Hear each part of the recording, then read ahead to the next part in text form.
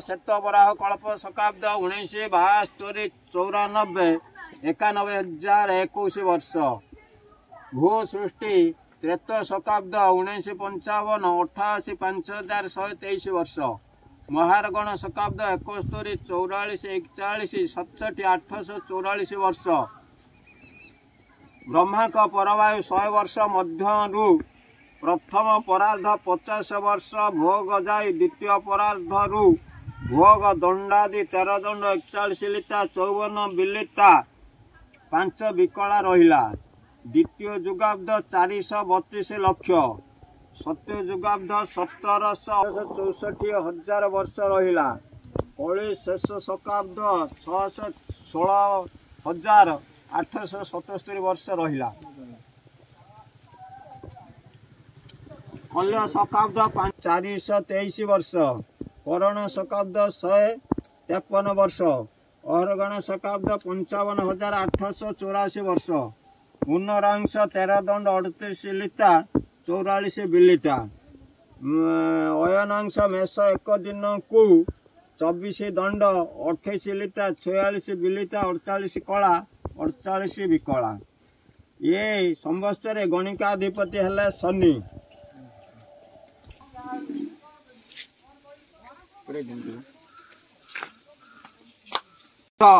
शस्याधिप रवि, अर्घाधिप बुध, रसाधिप चंद्र, निरसाधिप शनि, दुर्गाधिप बुध, धान्याधिप शुक्र, मेघाधिप बुध अवस्था।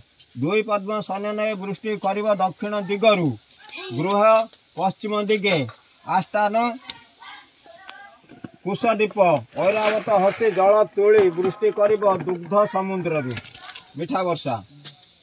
मेघर लक्षण रत्न चूड़ादि धान्यानि पुष्कर फलते मही कंटकीच कपितिच बिल मंगल दिकं तथा हरिप्रिय बकुलच छुरी अन्न माधवी सूर्य प्रियास पुष्कर पुष्करे पणस कईठ बेल मुग बिरी चना कोलथ मसुरा माने बहुत हंती। आउ कण ना तुलसी मरुआ चंपा बौल छुरी अन्न पद्म माधवी रास कई फूल बहुत हुए।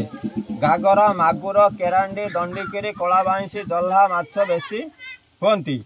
आढ़क 100 योजन उत्सर्ग 30 योजन मध्यरु समुद्रे 10 भाग को 1 माण। गभीर 60 योजन मध्यरु नदी पर्वते 6। ब्रह्मा का नाम पितामह, विष्णु का नाम हरि, इंद्र का नाम वज्रायुध, गंधर्व नाम पाकशासन, पुष्कर नाम नागेश्वर, सभार नाम सुधर्मा, वृक्षर नाम मंदार, गजर नाम हरिचंदन, अश्व नाम उच्चश्रवा हस्ती। पृथ्वी घोर युद्ध सैत भूमि आशाधीनायक। श्रावण मासर अधिपति शनि। हाँ दुर्भिक्ष मंद वृष्टि च प्रधान रोग पीड़न। भाद्रव मासर अधिपति हेले चंद्र। आषाढ़ मासर आम सुवृष्टि हो गला। बस नारायण खेल से दरकार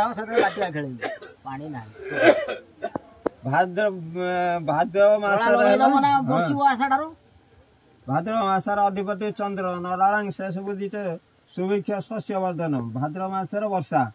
आश्विन मासर अधिपति बुध मेघा स्वल्प जलास्तव शस्य संपद मध्यम हम। कार्तिक मासर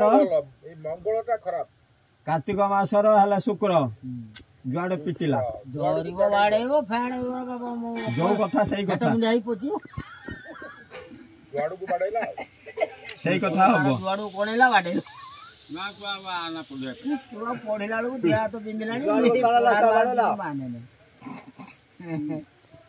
वर्ष वर्ष आरंभ ताम्र अढ़ा केरली हस्ते रहिब।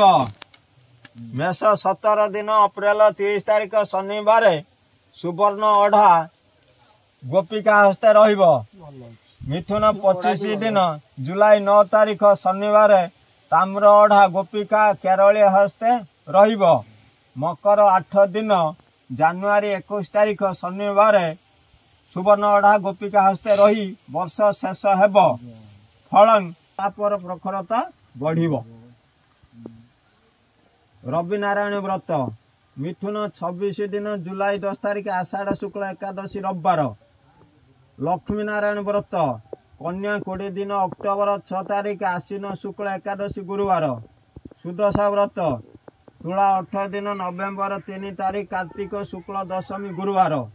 गुरु पंचमी सिंह 16 दिन सेप्टेम्बर 1 तारिख भाद्र शुक्ल गुरुवार। मकर 13 दिन जानुआरी 26 तारिख माघ शुक्ल पंचमी गुरुवार।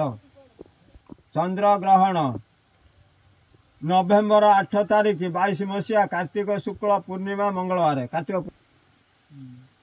13 ରୁ 5 गत थर 13 नथिला 8 विश्वा थिला 13 थिला एथर 6 विश्वा गला 5 कोन केता गला 8 हां 6 8 बेटा। शुक्ल धान 2 हलदिया 1 कला 1 नाली 1 चूर्ण 13 शीत 17 उष्ण 13 हानि 15 वृद्धि 15 पुष्प 11 रस 3 अधे फल 2 अधे दुग्ध 2 अधे वस्त्र 6 अधे अग्नि 8 अधे रोग 6 अधे अमृत 7 अधे विष 7 अधे औषध 5 अधे व्याधि 5 सत्व 3 उपशम 3 आचार 11 दुराचार 15 मरण 11 जन्म 13 देश उपद्रव 13 देश स्वास्थ्य। नूतन वर्ष आरंभ राक्षस जमक संवत्सर अच्छी राक्षस संवत्सर बर्तमान चलती संवत्सर व ग्रह मानकर अवस्थिति को अनुध्यान कले जना जाए जे विश्व परिस्थिति उद्वेग जनित रहिबो। विकासशील देश मानक प्रति विपद रही। राजनैतिक शत्रुता सही। आतंकवादी विदेशी शक्ति रे शक्तिशाली हेबे। उग्रवादर दमन पाई भारत यत्नशील हेबो। धर्म नैतिक हिंसा सृष्टि हेबा संभावना रही। नित्य व्यवहार्य द्रव्य मूल्य बढ़ी पारे। ओडिशार परिस्थिति ये वर्षटी ओडिशा प्रति अनुकूल हेबो। सरकारी दलर कार्य संतोषजनक हेबो। कृषि उत्पादन आशाजनक हेबो। वाणिज्य व्यवसाय शिल्प क्षेत्र में उन्नति परिलक्षित हेबो। प्राकृतिक विपर्ययर मुकाबला पाई सरकारी प्रस्तुत रहिबे। बन्या बात्यारे फसल और धन जीवन क्षयक्षति हेबो। बेकारी समस्या लगी रहिबो। दुई दुई आउ 3 रकम होला 3 सबले अधिकार होची फळिला बेले नाला हारी होई।